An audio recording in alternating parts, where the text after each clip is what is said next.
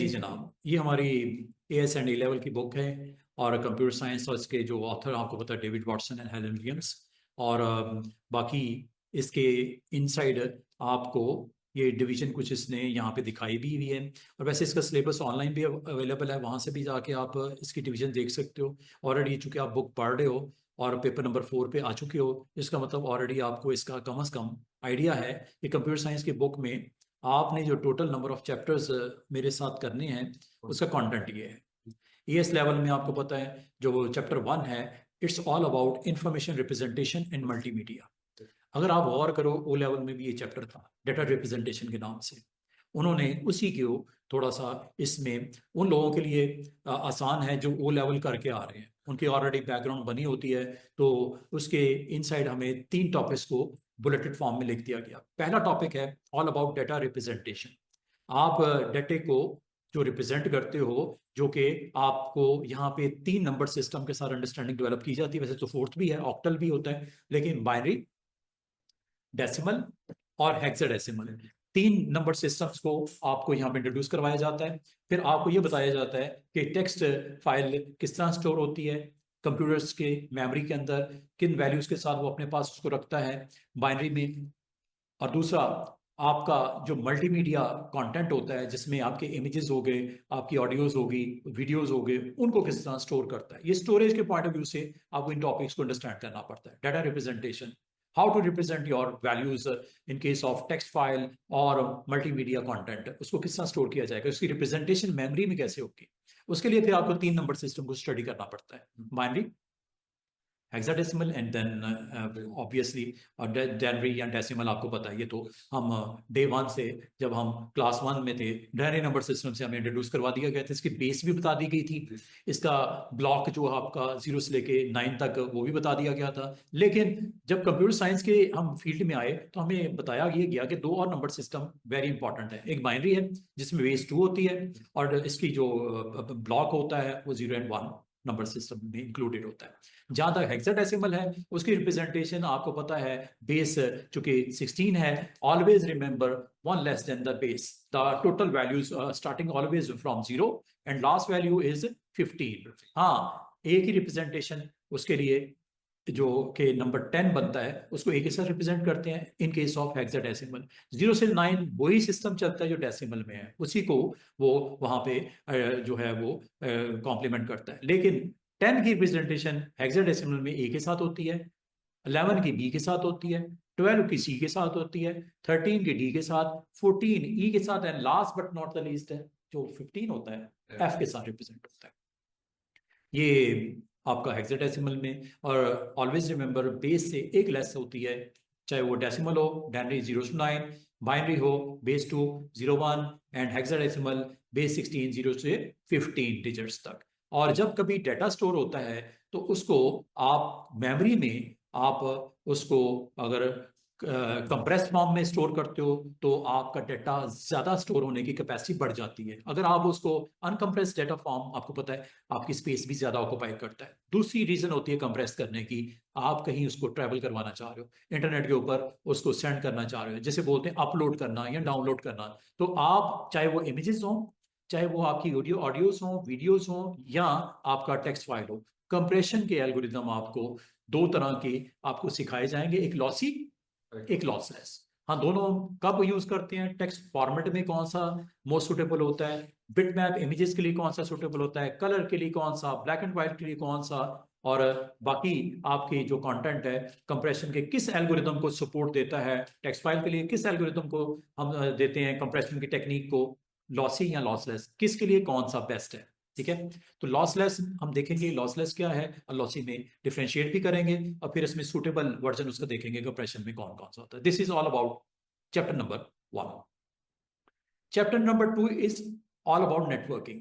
Networking आपको पता है, 2 और मोर डिवाइसेस अगर हैं तो उनको आपस में कम्युनिकेट भी करना है, डेटे को आपको सेंड भी करना है, रिसीव भी करना है। तो इसमें आपको कम्युनिकेशन के वो सारे के सारे इंपॉर्टेंट टर्म्स इसके अंदर जो आपकी यूज होती हैं वो सेंडर एंड रिसीवर के दरमियान में, चाहे वो फिजिकली केबल के थ्रू कनेक्टिविटी हो, चाहे वो वायरलेस या वायरलेस मतलब विदाउट एनी वायर आप कनेक्टिविटी करते हो, उसमें कौन कौन से आपके बीच में और एलिमेंट्स या हार्डवेयर इन्वॉल्व होते हैं, राउटर्स, हब, स्विचेस वगैरह वगैरह। और सॉफ्टवेयर वाइज जो प्रोटोकॉल इसमें इन्वॉल्व होते हैं, जिसमें आईपी हो गया, टीसीपी आईपी हो गया। और लेयर्स की क्या डिवीजन है, टीसीपी आईपी मॉडल में टोटल लेयर्स 4 होती हैं, ओएसआई मॉडल में 7 होती हैं। तो इन लेयर्स को डिस्कस किया जाएगा। और लाजमी बात है, आप इसमें नेटवर्क की जो डिफरेंट हमारे पास वेरिएशन है जो जियोग्राफिकल वाइज होती है, लैन वैन एंड मैन, उनको हम यहाँ पे डिस्कस करेंगे। टोपोलॉजीज को देखेंगे, बस, स्टार, और आपका जो सबसे फेमस है वो स्टार टोपोलॉजी। इसके अलावा बस टोपोलॉजी होता है, मैश होता है, hybrid kind of we environment होता है। टोपोलॉजीज को भी डिस्कस करेंगे। लेआउट मींस लेआउट, कि आपने कंप्यूटर से आपस में कैसे कनेक्ट किया हुआ है। और लाजमी बात है, जब आप इंटरनेट पे जाते हो तो वेरी वेरी इंपॉर्टेंट पार्ट्स यहाँ पे आ जाते हैं, जिसमें गेटवे क्या होता है, फिर प्रोटोकॉल HTTP और HTTPS में क्या फर्क होता है, WWW का मतलब क्या होता है, इंटरनेट और WWW में क्या फर्क होता है, ईच एंड एवरीथिंग वो चैप्टर के इस हिस्से में। और DNS क्या होता है, DHCP क्या होता है, ये सर्वर्स किस तरह रोल प्ले करते हैं, जब आप किसी वेबसाइट की क्यूरी पुट करते हो तो उसको किस तरह कन्वर्ट करता है नेम्ड इनटू आईपी और आईपी इनटू नेम, DNS का रोल इसमें क्या होता है। ब्राउजर के थ्रू जब आप कम्युनिकेट करते हो, आप किसी एप्लीकेशन को ओपन करते हो, ब्राउजिंग कोई भी आप सॉफ्टवेयर ओपन करते हो, चाहे वो इंटरनेट एक्सप्लोरर हो, चाहे गूगल क्रोम हो, चाहे फायरफॉक्स हो, तो किस तरह वो कम्युनिकेट करता है सर्वर के साथ, किस तरह इसमें आईएसपी का रोल क्या है, डीएनएस का क्या रोल है, और किस तरह आपकी क्यूरी को रिजॉल्व किया जाता है और उस सर्वर से कंटेंट आपके ब्राउजर में आता है। This is all about communication, जिसमें ये 2 टॉपिक्स को कवर किया जा रहा है। ऑलमोस्ट आपका 50 पेजेस का ये पार्ट खत्म होगा 2 चैप्टर्स के साथ। और जब ये सारी बातें हो जाएंगी तो आपका अगला चैप्टर स्टार्ट हो जाएगा, चैप्टर नंबर 3, हार्डवेयर। और हार्डवेयर में आपको पता है कंप्यूटर और उसके अंदर मौजूद कंपोनेंट्स, हार्डवेयर कंपोनेंट्स, जिसमें आपका आईपी जब हम डिस्कस करेंगे तो मैक को भी डिस्कस करेंगे, ठीक है, इनका आपस में कंपैरिजन भी देखेंगे। जब ये हम कर लेंगे, पिछले चैप्टर में ये सारी चीज़ें कवर अप होगी, फिर इसमें आपका हार्डवेयर एलिमेंट्स आ जाएंगे जो कि आपके कंप्यूटर के अंदर मौजूद होते हैं, चाहे वो आपके आईओ डिवाइसेस हों, चाहे वो आपके स्टोरेज डिवाइसेस हों, स्टोरेज में चाहे वो आपकी जो है प्राइमरी मेमोरी हो, चाहे वो सेकेंडरी मेमोरी हो, रैम रोम का कंपैरिजन हो, और इसके अलावा आपके स्टोरेज के अंदर जो है वो मैग्नेटिक हो या आपका ऑप्टिकल हो, उन डिवाइसेस को डिस्कस किया जाएगा जहां पे आपको परमानेंटली स्टोर करने के लिए। और इसके अलावा इसके अंदर हार्डवेयर कंपोनेंट में कंप्यूटर के बारे में मजीद जो डिटेल आएगी वो यहाँ पे आएगी, इंटरनल आर्किटेक्ट के बारे में यहाँ पे डिस्कस किया जाएगा, खास तौर पे सीपीयू के बारे में। लेकिन उससे पहले इसके अंदर 2 पार्ट्स हैं, 3.1 और 3.2। 3.2 is all about logic gates, gates के बारे में आपको बताया जाएगा। जो फिजिक्स के अंदर आपको पता है इलेक्ट्रॉनिक्स का सब्जेक्ट जिसे हम डिजिटल लॉजिक डिजाइन बोलते हैं, जिस तरह आप सर्किट किस तरह असेंबल करते हो, आप इसमें जो गेट्स की कितनी टाइप्स हैं, एंड और नॉट, एक्सक्लूसिव और एक्सक्लूसिव नॉर, नैंड और नॉर, ये तकरीबन 5-7 गेट्स को आपको इसके साथ डिस्कस किया जाएगा। इनके ट्रुथ टेबल को आपसे डिस्कस किया जाएगा। इनपुट 1 हो तो आउटपुट क्या होगा, इनपुट 2 हो तो आउटपुट क्या आएगा, इनपुट 3 हो, 4 हो, 4 आउट इनपुट्स तक हम उसका ट्रुथ टेबल का लेफ्ट पार्ट डिजाइन करेंगे। राइट पार्ट के लिए दरमियान में जो गेट आपके इन्वॉल्व होंगे, उन्होंने उनके इनपुट के किस कॉम्बिनेशन पे क्या आउटपुट देना है, ये डिपेंड करता है। एंड गेट है, उसका कुछ और सीक्वेंस होगा, और में कुछ और होगा, नॉट इन्वर्ट करने के लिए सिग्नल को। बाकी जो आपका एक्सट्रैक्शन वर्जन है एंड से नैंड, और से नॉर, और एक और वर्जन है एक्सक्लूसिव और, जहां पे हम इनपुट्स के कॉम्बिनेशन देखेंगे। When inputs are same output is 0, inputs are same output are 0, इस गेट को एक्सक्लूसिव और बोलते हैं, जोर बोलते हैं। इसका भी इनवर्स होता है एक्सक्लूसिव नॉर, लेकिन वो इस चैप्टर में इंक्लूड नहीं है। उन्होंने ओ लेवल में भी सिर्फ एक्सक्लूसिव और कोई जोर को ही डिस्कस किया है, इसके ट्रुथ टेबल को डिस्कस किया है, इसके डिस्क्रिप्शन को डिस्कस किया है, इनके गेट्स के सिंबल को डिस्कस किया है।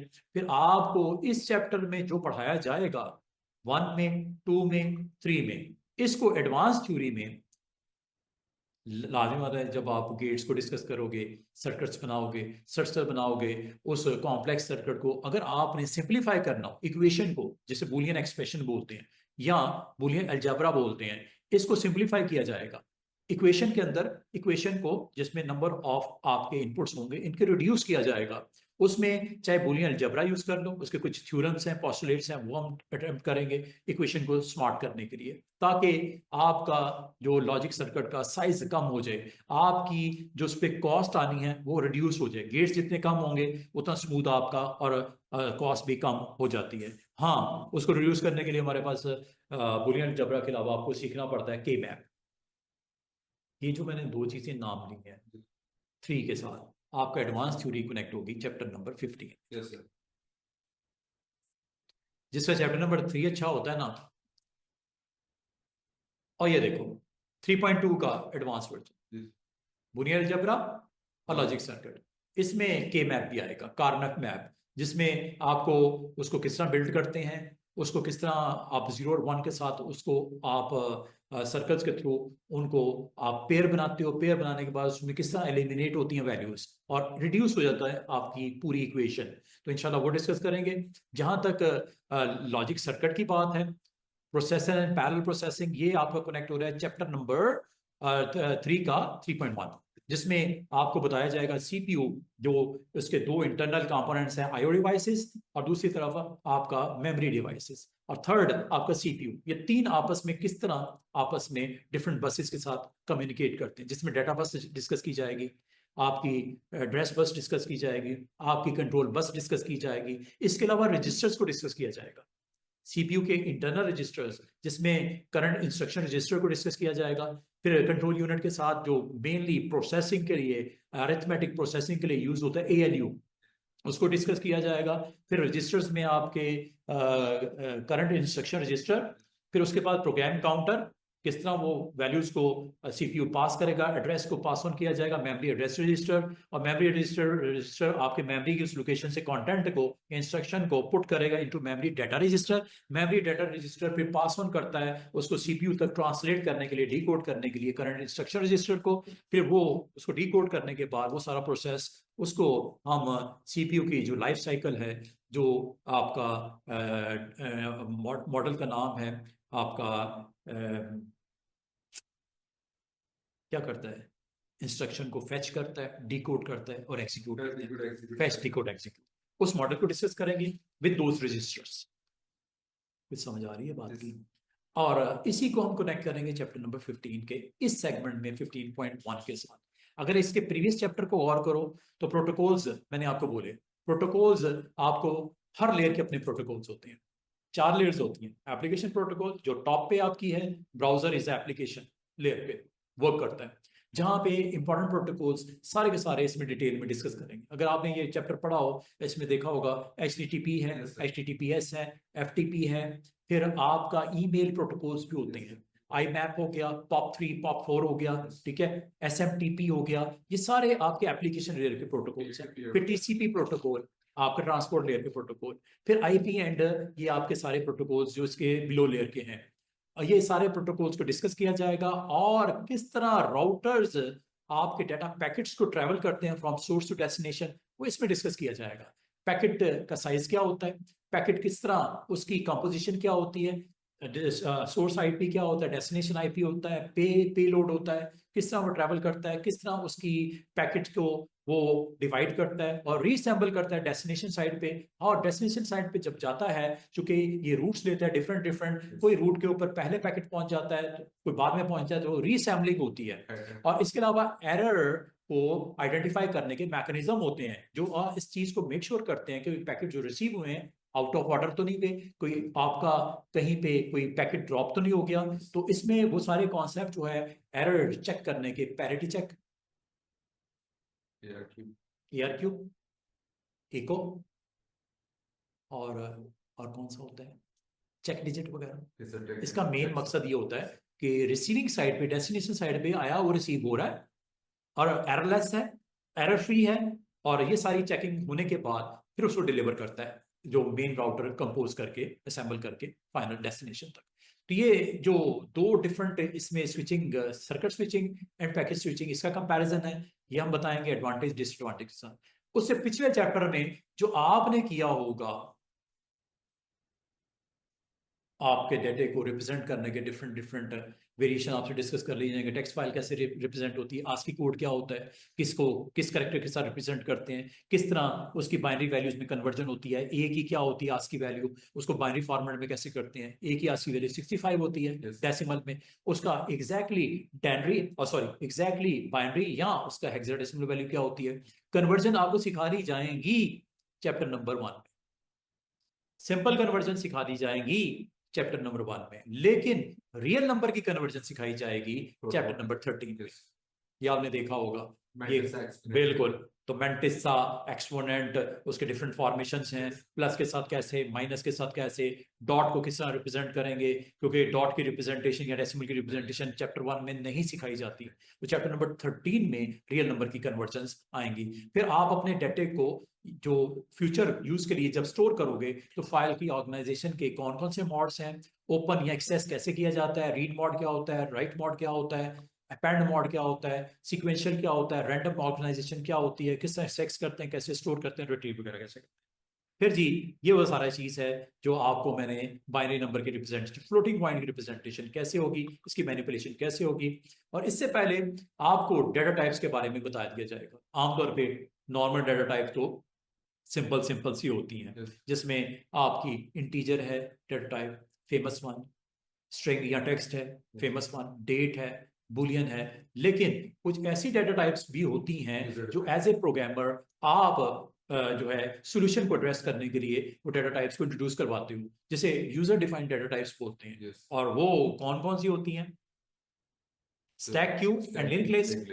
उसमें ये सारी उसकी सूडोज आपको यहाँ पे इम्प्लीमेंट हो जाएंगे और सिखा दिए जाएंगे, और उस सूडोज की फिर आपको प्रैक्टिकली एक्सपोजर वो मिलेगा इधर 19.1 में। यहाँ पे उसकी इम्प्लीमेंटेशन है, चाहे वो सॉर्टिंग एल्गोरिथम्स हो, चाहे वो सर्चिंग एल्गोरिथम, आपने देखा होगा। और इसी तरह स्टैक क्यू में या लिंक लिस्ट में डेटे को आप पहले तो इसको एम्प्टी लिस्ट कैसे बनती है, फिर आपको बताया जाता है इसके अंदर ऐड कैसे होती है, फिर आपको बताया जाता है इसमें से मॉडिफाई या रिमूव कैसे होता है, ड्रॉप कैसे करते हैं, और उसके अंदर आपको कुछ कॉन्सेप्ट्स सिखाए जाते हैं जो कि आपको पॉप एंड पुश वगैरह, ठीक है, वो आपको बताया जाएगा। डी क्यू और एन क्यू के कुछ एल्गोरिदम आपको सिखाए जाते हैं। क्यू के अंदर क्या होगा, आप अगर स्टैक होगा तो क्या होगा, फिर उसमें पॉइंटर्स, बेस पॉइंटर क्या होता है, वो सारा, फ्रंट पॉइंटर क्या है, रियर पॉइंटर क्या है, ये सारी चीजें आपको इसमें इंप्लीमेंटेशन के साथ मिलेगा। रेपिटेशन मिलेगी, रेपिटेशन मिलेगी चैप्टर नंबर 9 की। यहाँ पे एल्गोरिदम उसी तरह उसने दोबारा कॉपी पेस्ट कर दिया है, लेकिन इस बार पाइथन, वीबी या जावा में इंप्लीमेंटेशन। और रिकर्शन जिसमें आपको बायोनेसी जो सीरीज हैं वो कैसे बनती हैं, रिकर्शन में फैक्टोरियल का इंप्लीमेंटेशन कैसी होती है नंबर की, each and everything chapter number 19 में। तो बताने का मतलब ये है कि ये चैप्टर जब आप 1 2 3 पढ़ोगे, 13 14 15 के साथ कनेक्ट हो जाएगा।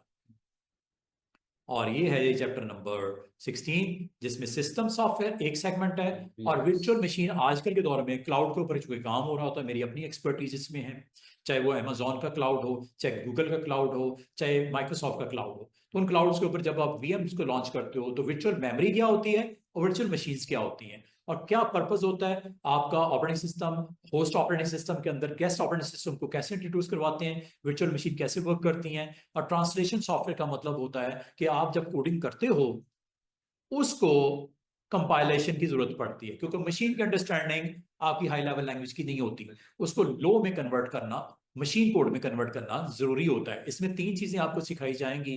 वो आपको how to work with compiler, जो ट्रांसलेटर हैं 3 तरह के यहाँ पे बताए जाते हैं, कंपाइलर, इंटरप्रेटर, और थर्ड वन इज असेंबलर। और ये असल में कंटिन्यूटी होती है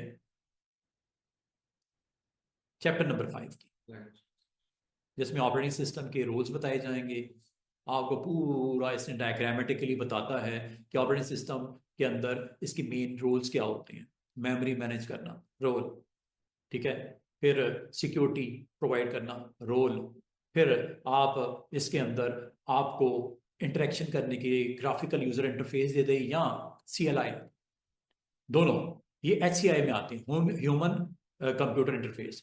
किस तरह ह्यूमन इंटरेक्ट करता है ऑपरेटिंग सिस्टम में, इसमें दो इसकी वेरिएशन बताए जाएंगे। वैसे इसके अलावा भी हैं लेकिन दो फेमस हैं, एक CLI वर्जन, एक ग्राफिकल वर्जन। किन के लिए सूट करता है CLI? कौन से ऐसे यूजर्स होते हैं कंप्यूटर के जिनको सूट करता है ग्राफिकल वर्जन? ये यहाँ पे डिस्कस किया जाएगा, इसकी फीचर्स के साथ, इसके रोल्स के साथ। डिटेल जो होती है उसको आप कनेक्ट करोगे चैप्टर नंबर 15 में जाके, और ये ट्रांसलेटर का इंट्रोडक्शन यहाँ मिल जाएगा, और चैप्टर नंबर 15 में इसका एडवांस वर्जन आ जाएगा। और जहां तक चैप्टर नंबर 6 की बात है, इसमें इसके 3 पार्ट्स को डिस्कस किया जाएगा: सिक्योरिटी, प्राइवेसी और डेटा इंटेग्रिटी। ये मेन आपकी सिक्योरिटी कंसर्न्स होते हैं जब कभी आप डिवाइस कनेक्ट करते हो, चाहे लोकली करते हो चाहे इंटरनेट पे कनेक्ट करते हो। तो इसमें आपको डेटा सिक्योरिटी, इसके साथ डेटा इंटेग्रिटी। डेटा सिक्योरिटी का मतलब ये है कि आपका डेटा जो है वो आपका एसेट है, कंपनी का एसेट है, तो आप उसको हर तरह से मेक श्योर करोगे कि जितने थ्रेट्स हैं इंटरनेट पे मौजूद, उसको किस तरह आप मिटिगेट करोगे, उनको किस तरह आप एड्रेस करोगे, उस रिस्क को किस तरह आप कम करोगे।